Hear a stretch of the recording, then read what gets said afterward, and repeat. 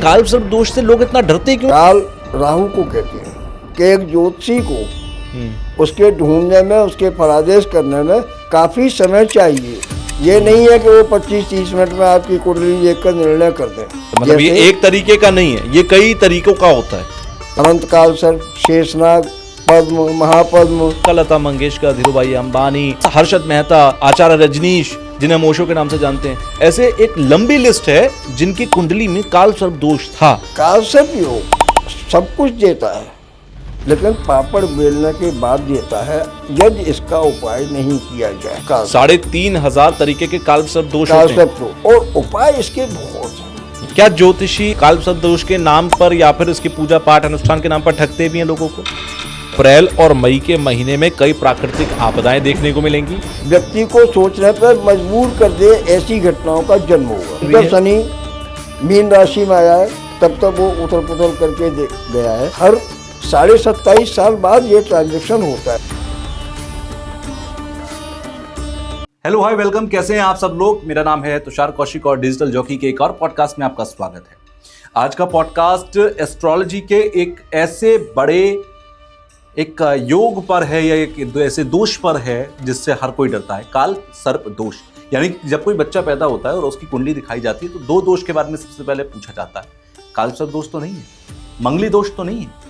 ये दोष इतना बड़ा क्यों है, इससे लोग इतने डरते क्यों हैं? जबकि धीरूभाई अंबानी, हर्षद मेहता, सचिन तेंदुलकर, लता मंगेशकर, चंद्रशेखर राव, जवाहरलाल नेहरू और ऐसे एक लंबी लिस्ट है उन लोगों की जिन लोगों की कुंडली में काल सर्प दोष था और इन्होंने अपनी जिंदगी में एक ऐसे कीर्तिमान को स्थापित किया, वो एक ऐसे लेवल पर जाकर उन्होंने एस्टेब्लिशमेंट पाया कि आज से 100 साल पहले भी उनके नाम थे या 10 साल पहले भी नाम थे और 100 साल या 10 साल बाद भी उनके नाम होंगे। हमेशा उनके नाम इतिहास में लिए जाएंगे। तो क्या काल सर्प दोष वाला व्यक्ति इतिहास लिखता है या जिंदगी में सिर्फ बर्बादी ही देखता है? बहुत सारे मिथ हैं, बहुत सारी चीजें हैं जो आज के इस पॉडकास्ट में आप देखने वाले हैं। तो जल्दी से शुरू करते हैं इस पॉडकास्ट को। हमारे साथ जो आज गेस्ट हैं उनका नाम है डॉक्टर अमरीश निर्भय और ज्योतिष में उनके पास शास्त्री की उपाधि है और बहुत सारी भविष्यवाणियां आज तक उन्होंने की हैं। बहुत सारे सेलिब्रिटीज की कुंडलियां उन्होंने देखी हैं और कई सारे सेलिब्रिटीज के वो एस्ट्रोलॉजर भी हैं। तो आज के इस पॉडकास्ट को आप देखिए, आपके बहुत सारे जो मिथ हैं वो दूर होने वाले हैं। चलिए शुरुआत करते हैं आज के पॉडकास्ट की। तो स्वागत है आपका आज हमारे इस पॉडकास्ट में और जैसे कि मैंने अभी अपने इंट्रोडक्शन में कहा कि हम काल सर्प दोष पर आज बात करेंगे। रीज़न उसके बहुत सारे हैं। थोड़ा जब मैं पढ़ रहा था इसके बारे में तो मुझे पता लगा कि भाई अपनी अपनी फील्ड के कई 30 मार्का, लता मंगेशकर, धीरूभाई अंबानी और बहुत हर्षद मेहता, आचार्य रजनीश, जिन्हें हम ओशो के नाम से जानते हैं, ऐसे एक लंबी लिस्ट है जिनकी कुंडली में काल सर्प दोष था और उन्होंने अपनी जिंदगी में ऐसे कीर्तिमान स्थापित किए कि ना सिर्फ आज तक बल्कि 100 साल बाद भी उनका नाम याद रखा जा रहा होगा। तो काल सर्प दोष से लोग इतना डरते क्यों है फिर अगर किसी की कुंडली में? देखिए कौशिक जी, आपने बहुत अच्छा प्रश्न उठाया है। सर्वप्रथम मैं आपको बताऊं कि ज्योतिष में काल सर्प दोष होता है जी। कुछ विद्वानों की ऐसी मान्यता है कि प्राचीन ग्रंथों में इसका वर्णन नहीं है, इसलिए वो इसको नहीं मानते, परंतु ऐसा भी नहीं है। अच्छा। राहु का प्रत्यय देवता और अधिदेवता काल राहु को कहते हैं जी। और केतु की पूंछ को सर्प कहते हैं। तो राहु और केतु से ये योग बनता है। ठीक है। अब राहु के विभिन्न प्रकार से ज्योतिष के प्राचीन एवं आधुनिक विद्वानों के लिखे हुए ग्रंथों में फलादेश वर्णित थे। काल सर्प उसका मतलब है राहु और केतु के मध्य में सब ग्रह आ जाते हैं तो काल सर्प योग का निर्माण होता है। बरामिहिर, महर्षि पराशर, जैमिनी जी, जितने भी प्राचीन ग्रंथकार हुए हैं सबने इसका वर्णन किया है। मानसागरी में भी इसका वर्णन मिलता है। केवल शब्द का अर्थ है, वह कहीं काल के रूप से कहीं राहु के रूप से वर्णन है। और उस समय जो भी अन्य योगों का वर्णन भी आता है वह इस योग का भी वर्णन आता है। अब कुछ विद्वान इसको कहते हैं कि हम तो इसको नहीं मानते, जी तो मानने न मानने की बात तो अलग हो गई, लेकिन ये दोष होता है। जब राहु शनि के साथ बैठा हो तो पिशाच योग का निर्माण करता है, जी राहु चंद्रमा के साथ बैठा हो तो ग्रहण योग का निर्माण करता है, राहु बृहस्पति के साथ हो तो गुरु चांडाल योग का। तो या तो फिर राहु से बनाए हुए किसी भी दोष को न माने, फिर तो ज्योतिष का अधूरापन रह जाएगा। जी काल सब दोष होता है। और मैंने अपने जीवन में जी जितनी कुंडलियां देखी हैं, जी कुछ ऐसी भी हैं जो रिसर्च में आई हैं, व्यक्तिगत रूप से मैं उनसे साक्षात्कार नहीं हुआ, लेकिन मैंने अध्ययन किया। जैसे अभी आपने नाम लिया जी आचार्य रजनीश, जी तो कालसर्प योग करता क्या है? प्रश्न ये है कि बड़े बड़े महापुरुषों की कुंडली में कालसर्प है। अच्छा। अगर इस योग की वास्तविकता पर हम जाएं तो ये अनेक प्रकारों से होता है। अच्छा, मतलब ये जैसे- एक तरीके का नहीं है, ये कई तरीकों का होता है। इतने तरीके हैं कि एक ज्योतिषी को उसके ढूंढने में, उसके फलादेश करने में काफ़ी समय चाहिए। ये नहीं है कि वो 25-30 मिनट में आपकी कुंडली देखकर निर्णय कर दें। ऐसे समझिए आप कि 12 भाव होते हैं। प्रथम भाव में राहु, द्वितीय भाव में राहु, केतु तो सामने रहेगा ही जी वो 12 ही भाव घूम गए तो 12 प्रकार के हो गए। तो प्रमुख रूप से 12 प्रकार के इनके नाम भी हैं। अनंत काल सर्प, शेषनाग, पद्म, महापद्म, तक्षक, शंखधार, शंखपाल, इस तरह से इनके 12 नाम हो गए। 12 प्रकार के 12 हो गए। तरीके के कालसर्प दोष हैं। अगर आपकी कुंडली में राहु पहले भाव में है या चौथे भाव में, तो उसका एक अलग कालसर्प दोष होगा। अच्छा। अब चलिए राशियों के हिसाब से, प्रथम भाव में मेष लग्न है तो उसका अलग फल होगा, वृषभ लग्न में राहु है तो उसका अलग फल होगा। तो 12 राशियों से 12 गुणित 12 144 प्रकार के हो गए। ओके। अब अनुदित और उदित तो फिर 12 प्रकार हो गए, तो 144 को फिर 12 से गुणा कर दीजिए तो 2 से 88 हो गए। ठीक है। इस प्रकार से लगभग 3,500 के आसपास ये योग बैठते हैं। 3,500 तरीके के कालसर्प दोष होते हैं। कालसर्प दोष। और हम लोग ये मानते हैं कि भाई मेरी कुंडली में कालसर्प दोष है या नहीं है, लेकिन 3,500 दोषों में से कौन सा वाला कालसर्प दोष है ये हमें नहीं पता होता। मोटे तौर पर जी। राहु केतु के मध्य में जब सब ग्रह आ जाते हैं तो कालसर्प योग बन अच्छा, जाता है। इसको थोड़ा सा बताइएगा। मतलब अगर मैं अपनी कुंडली को देखने की कोशिश करूं तो मैं उस कुंडली में क्या देखूं जिससे मुझे पता लगे कि भाई मेरे में कालसर्प दोष मोटे तौर पर है या नहीं है? राहु से लेकर केतु तक बाकी 7 ग्रह आ गए, उनसे कोई इधर नहीं निकला तो कालसर्प। अच्छा, इन दोनों के बीच में अगर सारे ग्रह हैं तो इसका मतलब है कालसर्प दोष कालसर्प है। योग। ठीक है अब कालसर्प है क्या? जी। राहु राक्षस ग्रह है, उतना ही वो कारक भी है। किसी भी व्यक्ति को ये नहीं कहा जा सकता कि राहु पीड़ादायक ही बनेगा। उसकी दशा में, उसकी अंतर्दशा में वो बहुत अच्छा भी फल देता है। इंटरनेट जिससे हम चल रहे हैं वो राहु मालिक है। ये पॉडकास्ट भी कहते हैं कि राहु की वजह से ही है। जितना भी ड्रग है, जितने भी प्रकार के जी। नशे हैं, जी। सबका मालिक राहु है। कॉन्ट्रैक्ट का मतलब राहु है। राजनीति में राहु कहीं से कहीं व्यक्ति को ले जाता है, तो सर्वथा अशुभ प्रभाव देगा राहु, ये भी नहीं कह सकते जी। परंतु राहु और केतु 2 ग्रह हमारे यहाँ बाद में आए। समुद्र मंथन की जो आपने कथा सुनी होगी श्रीमद् भागवत में, जी। समुद्र मंथन हुआ, अमृत कलश समुद्र मंथन से निकला और मदिरा भी वहीं से निकली। जी। देवासुर था, दोनों ने मेहनत की बराबर। राहु ने अमृत पान कर लिया छल से, क्यों भगवान विष्णु ने मोहिनी रूप धारण करके देवताओं को अमृत पान कराया और राक्षसों को मदिरा पान कराया। जी। इस बात को, इस भगवान के छल को राहु नाम के दैत्य ने जांच लिया और वो वेश बदलकर देवताओं की श्रेणी में आ गया और उसने अमृत का पान कर लिया। तो भगवान ने उसका चक्र से मस्तक इतना उड़ा दिया। जी। चूंकि अमृत पान कर चुका था इसलिए वो मरा नहीं, अमर हो गया। इतना हिस्से का नाम राहु है, नीचे के हिस्से का नाम केतु है। ये एक ही व्यक्ति के दो हिस्से हो गए।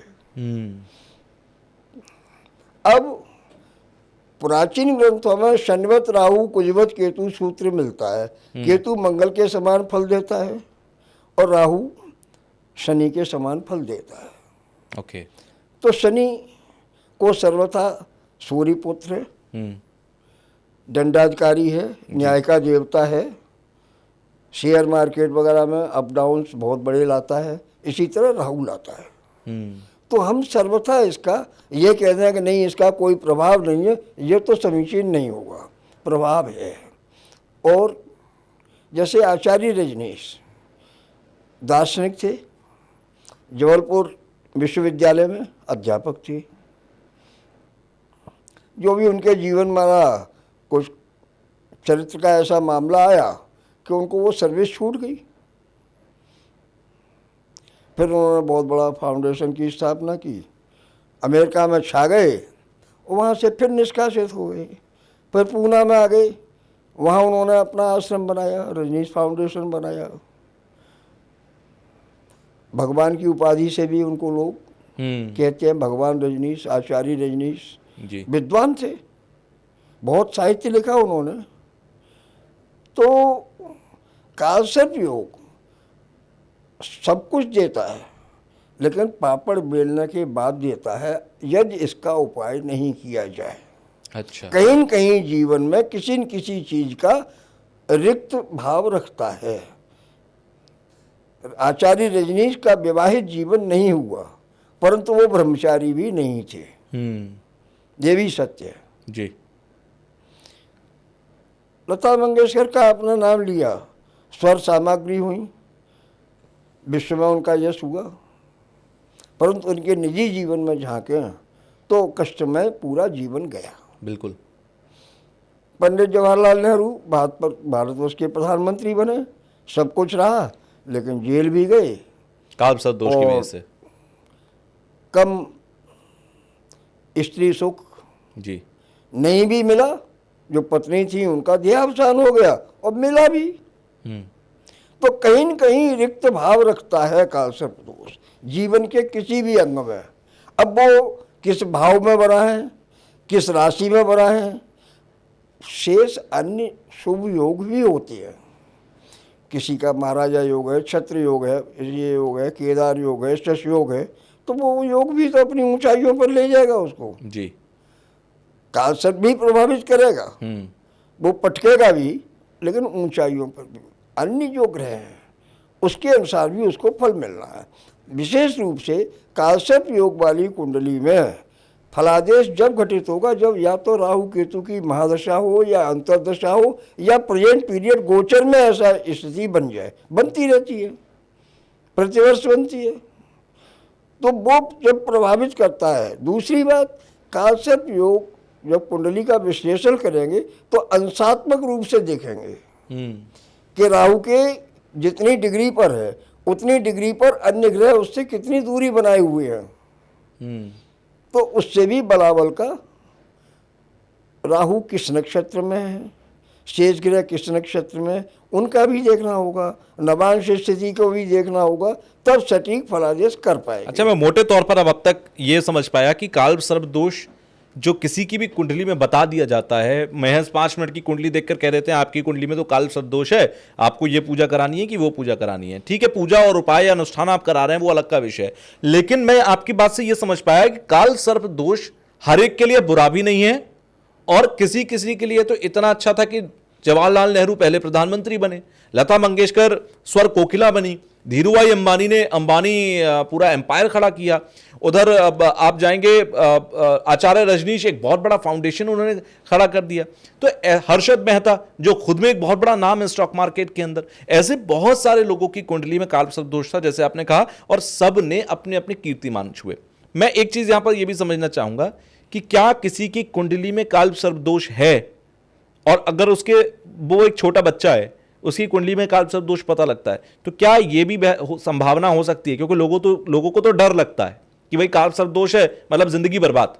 लेकिन क्या ये भी है कि काल सर्प दोष है तो ये अच्छा भी हो सकता है, ये हो सकता है बच्चा बड़े होके एक बहुत बड़ा कीर्तिमान स्थापित करे।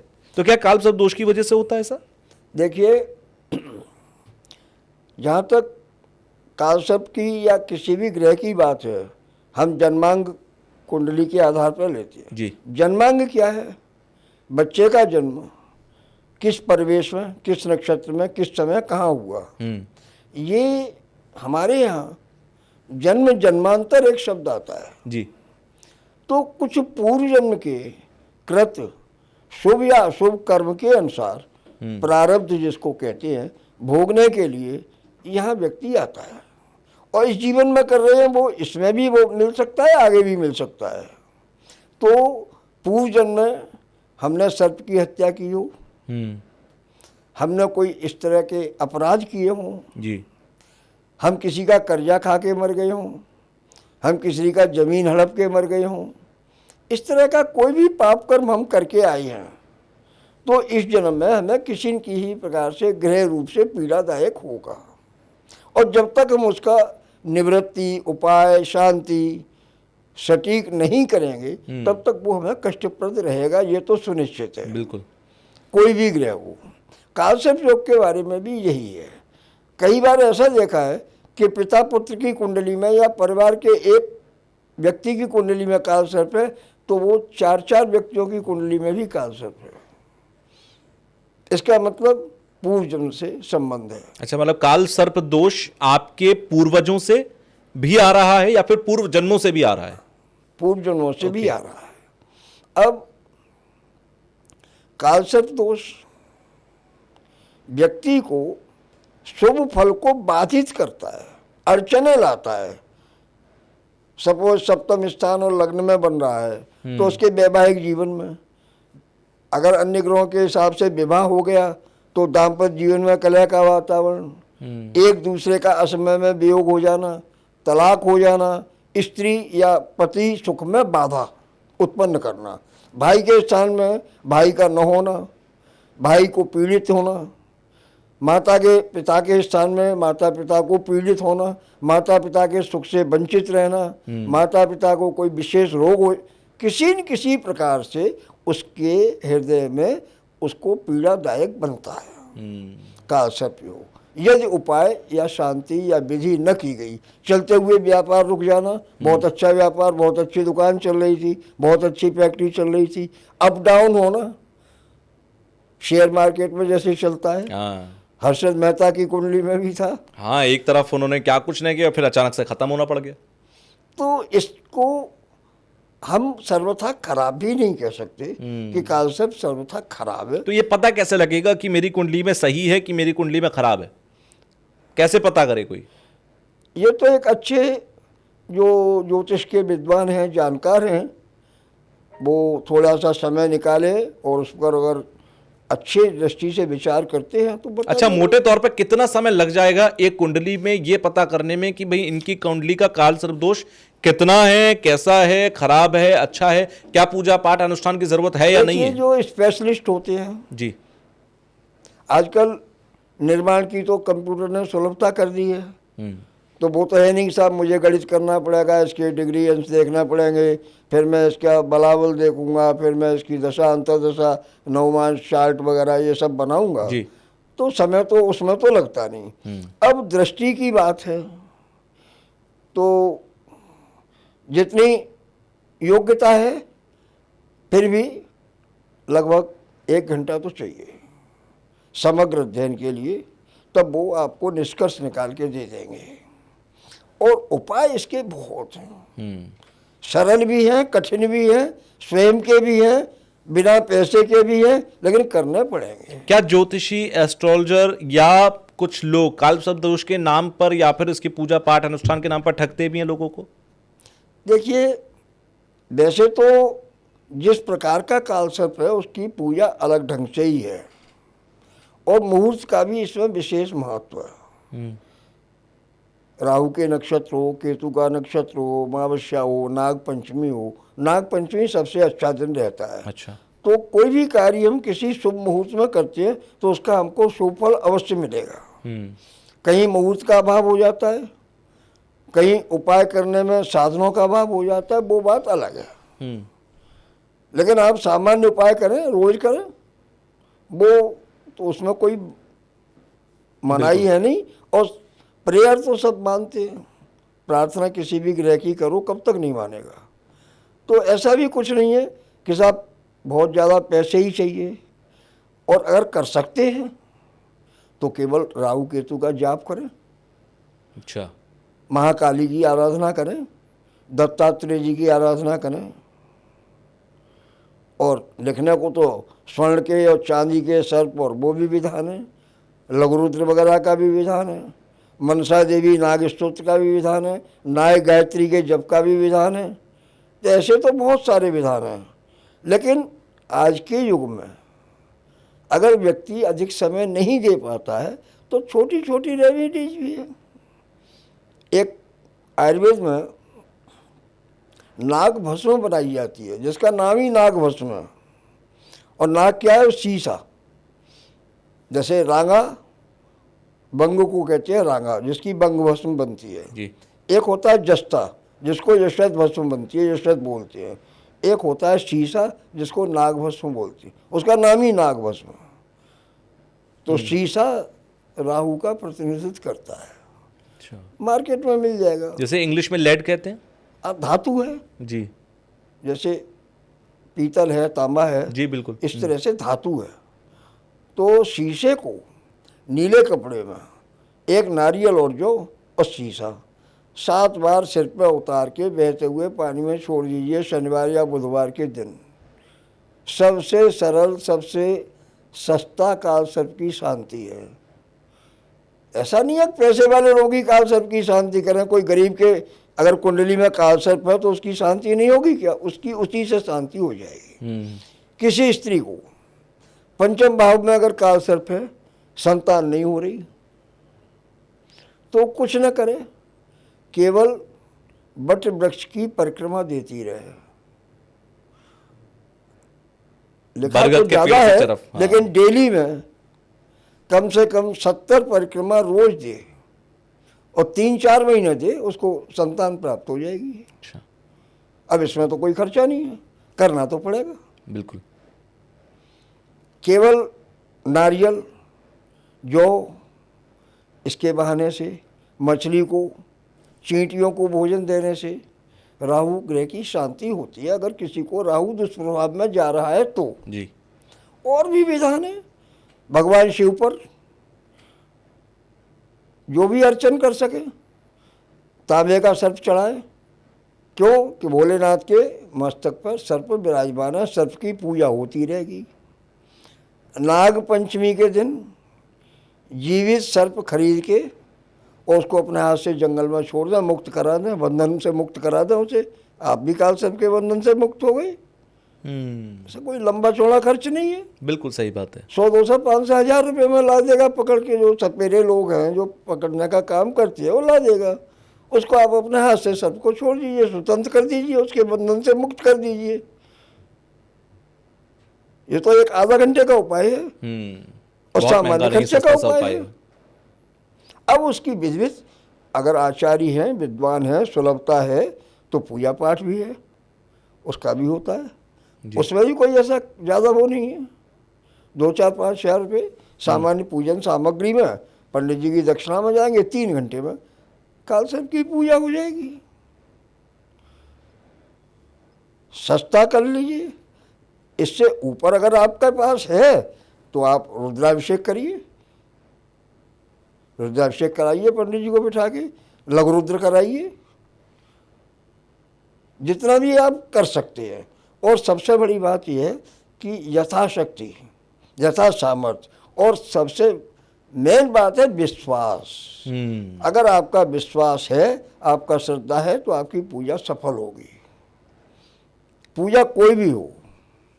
हालांकि पूजा के प्रकार हैं, मुहूर्त हैं, योग्यता है पंडित जी का, साधन है, सामग्री का, सब कुछ है। लेकिन अगर निष्ठा और विश्वास नहीं है तो कुछ भी नहीं है, कुछ नहीं होगा। श्रद्धा विश्वास सबसे पहले। आप श्रद्धा से कार्य करेंगे, विश्वासम फलदायकम, आपका विश्वास आपको फल देगा। अभी जैसे आपने नागपंचमी का जिक्र किया कि नागपंचमी सबसे बेहतर मुहूर्त होता है काल सर्प दोष के निवारण के लिए, कौन सी वो विशेष पूजाएं हैं जो नागपंचमी के दिन करनी चाहिए लोगों को काल सर्प दोष खत्म करने के लिए? अभी जुलाई अगस्त में आ जाएगा नागपंचमी का त्योहार। कौन से इस पूरे भारत के अंदर कौन सी वो क्योंकि मैंने सुना है कई दोषों के लिए कोई तीर्थ हैं कि भाई इस दोष के लिए इस तीर्थ में जाकर पूजा पाठ करनी चाहिए तो जल्दी आपको असर मिलेगा। तो क्या कोई ऐसा स्थान भी है भारत के अंदर कि वहां जाकर आप इस तरीके की विशेष पूजा करिए, काल सर्प दोष से पूरी तरह राहत मिल जाएगी?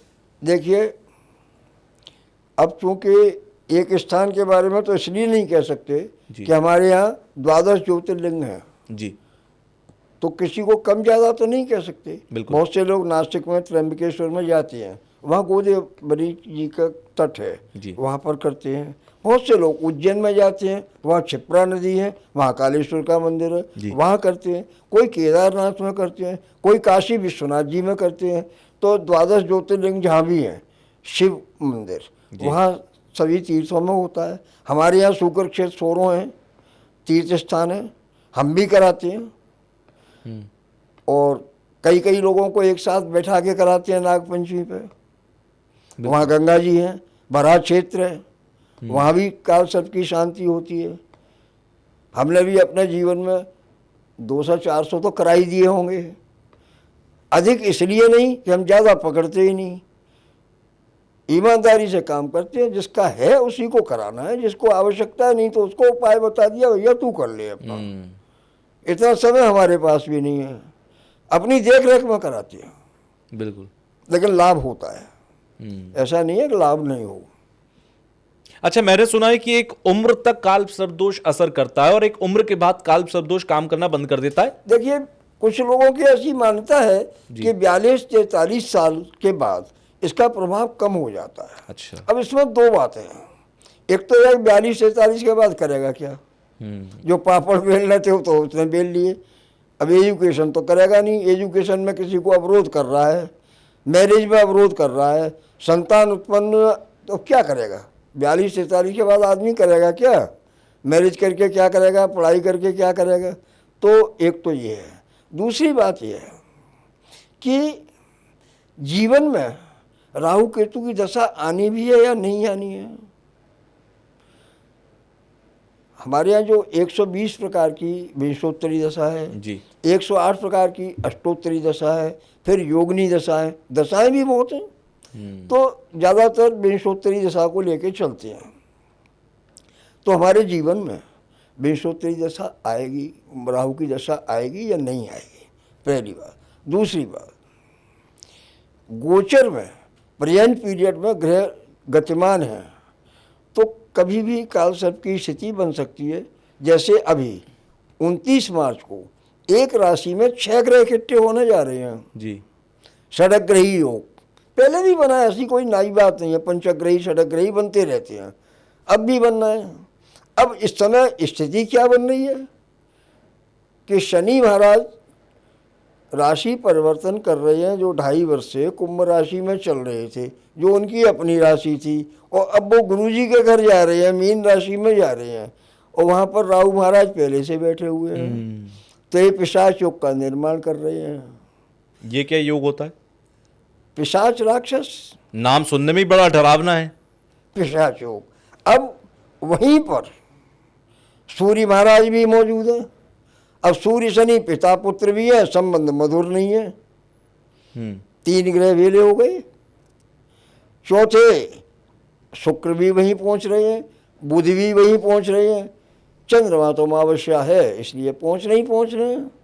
तो 6 ग्रह एक जगह हो गए, केवल मंगल अलग हो गए, बाकी जो 3 बच्चे वो अलग हो गए। अब 6 ग्रह षडग्रही योग बन गया। अब ये योग जो पिशाच योग है ये 18 मई तक चलेगा। 18 मई को राहु महाराज तो इधर खिसक जाएंगे पीछे को, क्योंकि सदा बकरी गति है, पीछे को चलते हैं वो, तो वो शनि की कुंभ राशि में आ जाएंगे, मीन राशि से हट जाएंगे। 14 अप्रैल को सूर्य महाराज निकल जाएंगे, वो मेष राशि में निकल जाएंगे। फिर ये अपनी अपनी धुरी पर चलने लगेंगे, धीरे धीरे वो योग खत्म हो जाएगा। लेकिन पिशाच योग तो रहेगा मई तक। मार्च अप्रैल मई, मोटे मोटे 2 से 2.5 महीने तो है। अब ये विश्व में कुछ भी उथल पुथल करेगा, भारत भी ये छूता नहीं रहेगा। बरसात होगी तो छींटे तो पड़ोसी को भी जाएंगी।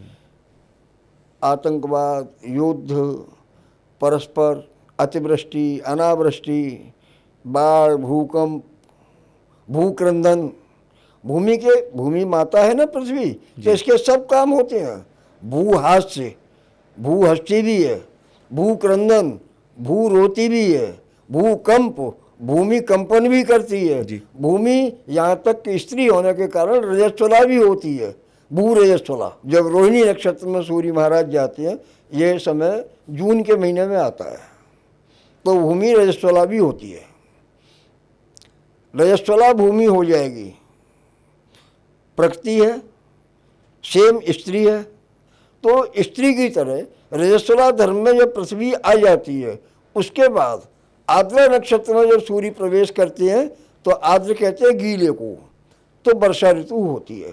तो वो जो रोहिणी में तपन काल रहा है, रोहिणी तपती है, 14 दिन के तपा बैठते हैं, वो तपन काल में फिर जब जल का संयोग होता है, ठंडा गर्म मिलके, तब अनाज बोना, बीज बोना, फिर वो वर्षा ऋतु में धीरे धीरे फसल उगती है। तो मतलब ये जो सिस्टम है ये कहीं ना कहीं ज्योतिष पे ही आधारित है, इसीलिए हमारे पूर्वजों ने इस तरीके से हर चीज ज्योतिष पे आधारित है। अभी हमारा नया संवत्सर आएगा 30 मार्च को जी, तो हमारा चुनाव होगा, गृह संसद बनेगी, कोई राजा बनेगा, कोई मंत्री बनेगा, कोई कृषि मंत्री बनेगा, कोई सेनापति बनेगा, कोई फलों का मालिक बनेगा, कोई रसेस बनेगा, कोई निरसेस बनेगा। व्यापार पर क्या प्रभाव होंगे, कौन सी रंग की वस्तुएं महंगी होंगी, कौन सी सस्ती होंगी, किन का उत्पादन कम होगा, किन का ज़्यादा होगा, कौन से कीटाणु ज़्यादा पैदा होंगे, हाँ, वर्षा कम होगी ज़्यादा होगी, किन देशों में होगी। अब इस 29 तारीख को कुछ लोगों का जो विचार है वो ऐसा भी है, ग्रहण से भी जोड़ रहे हैं जी, क्योंकि अभी 14 को ग्रहण है जी। यद्यपि भारत में दोनों ग्रहण दृश्य नहीं है, लेकिन एक पाक दो ग्रहणा, राजा मरे और सेना।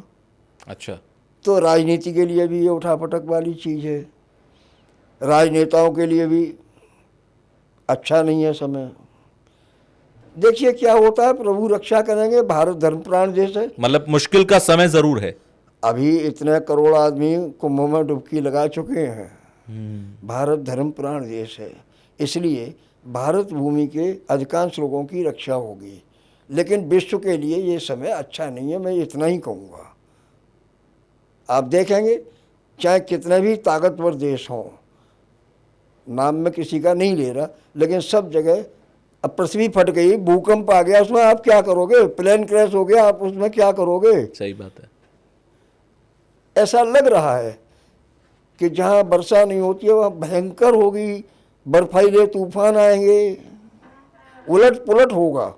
अब कितने अंशों में होता है, उतनी कुंडलियाँ मेरे पास सभी देशों की नहीं है, मैंने डीपली अध्ययन नहीं किया है, लेकिन योग, ग्रह योग जो बन रही है उसके अनुसार पंचांग का ये कथन है कि संवत 2082 में स्टार्टिंग में ही, यानी अप्रैल के महीने में ही आपको ये सब देखने को मिल जाएगा, सुनने को मिल जाएगा। मई तक बहुत कुछ उलट पुलट हो जाएगा। मतलब आप ये कह रहे हैं कि अप्रैल और मई के महीने में कई प्राकृतिक आपदाएं देखने को मिलेंगी, कई जगहों पर ऐसी स्थिति बन जाएगी कि हजारों लोगों की जान भी जा सकती है।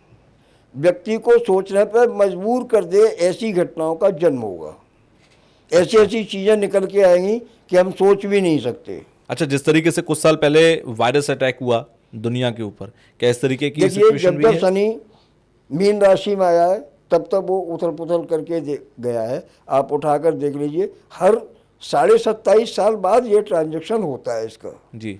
11 राशियों में भ्रमण करते हुए मीन राशि में। मीन राशि चूंकि बृहस्पति की राशि है, गुरु की राशि है जी। तो एक सज्जन व्यक्ति को एक दुष्ट व्यक्ति पीड़ित करता है, और शनि ऐसे तो न्याय का देवता है, कर्म के अनुसार फल देगा। जिसने खराब कर्म किए उसको पटकी लगाएगा और जिसने अच्छे किए उनको उठाएगा। अध्यात्म का देवता है, शनि वैरागी का प्रतीक है। एक बार तो ऐसा आ जाएगा संसार के लोगों के दिमाग में कि भाई कुछ नहीं है। ऐसे ही विचार का उदय होगा, शनि मन का परिवर्तन करेगा, करते करते आदमी त्याग की भावना आ जाएगी। अच्छा। वैराग्य, वैराग्य कब आता है? जब ही आता है एकांतवास। जितने भी अच्छे सन्यासी हुए हैं उच्च कोटि के, जी। उनका शनि प्रबल है। ओके। शनि वैराग्य का देवता है। जितने भी न्यायाधीश हैं उनका शनि और बृहस्पति प्रबल होगा। गुरु और शनि वकालत में, जज में, इस न्याय विभाग से संबंध बनाते हैं व्यक्ति का। आप किसी की भी कुंडली में उठा के देख लीजिए, जितने भी शराब के, नशे के व्यापारी हैं या निर्माणक हैं, उनका राहु बलवान होगा। और राहु अनएक्सपेक्टेड काम कराता है, अकस्मात लाभ कराता है, और इंटरनेट का मालिक भी राहु है। और आगामी किसी भी समय, चाहे वो 1 घंटे को ठपो, इंटरनेट भी ठप होना है, दुनिया में हाहाकार मच जाएगा। अच्छा। चाहे वो आधा घंटे को हो, कितनी देर को हो, ये नहीं कह सकता। ऐसा क्यों? ऐसा क्यों? राहु। अच्छा, पिशाच योग की वजह से कह रहे हैं? पिशाच योग, राहु शनि जब बनेंगे तो अन्य ग्रहों की दृष्टियां भी। अच्छा, एक चीज और, अभी क्योंकि देखा जाए पिछले कुछ सालों के अंदर इंटरनेट, ऑनलाइन जितने भी बिजनेसेस हैं या फिर जितने भी नए नए बिजनेस सामने आए, ऑनलाइन एजुकेशन से लेकर हर चीज, क्या इसका भविष्य अच्छा रहेगा राहु की इस दृष्टि से अगर मैं देखूं? भारत का भविष्य तो अच्छा है। ओके। जहां तक कहते हैं भारत बहुत जल्द एक महाशक्ति बन जाएगा, ऐसी कुछ भविष्यवाणियां भी हैं। भारत निरंतर प्रगति करेगा। अच्छा। क्यों कि ये धर्म प्राण देश है। इसके लिए तो जो परम शक्ति है वो भी अवतार लेके पृथ्वी पर आ जाती है, आई है, बिल्कुल आ चुकी है। बिल्कुल। क्यों साहब, कोई अवतार कहीं अन्य देशों में क्यों नहीं हुआ? सारे अवतार भारत की भूमि पर क्यों हुए? कच्छ, मत्स्य, बराह, नरसिंह, वामन, परशुराम, राम, कृष्ण, जितने भी अवतार हुए सब भारत भूमि पर क्यों हुए? कोई अयोध्या दूसरी जगह पे क्यों नहीं है? कोई मथुरा दूसरी जगह पे क्यों नहीं है? 12 ज्योतिर्लिंग भारत में ही क्यों है? 52 शक्तिपीठ भारत में ही क्यों है? अन्य जगह क्यों नहीं है?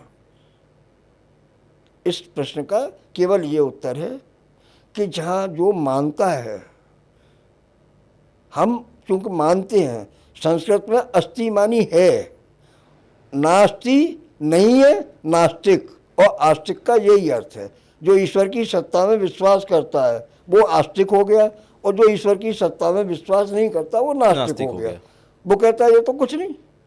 हम कहते हैं नहीं, ईश्वर प्रदत्त है। हम हर जगह ईश्वर को जोड़े हुए हैं कि ये पुष्प बनाए, इतना विचित्र संसार बनाया, संसार को कोई चला रहा है, हमसे पहले भी संसार था, हम चले जाएंगे उसके बाद भी संसार है। जो त्रिकाल में रहता है उसी को सत्य कहते हैं।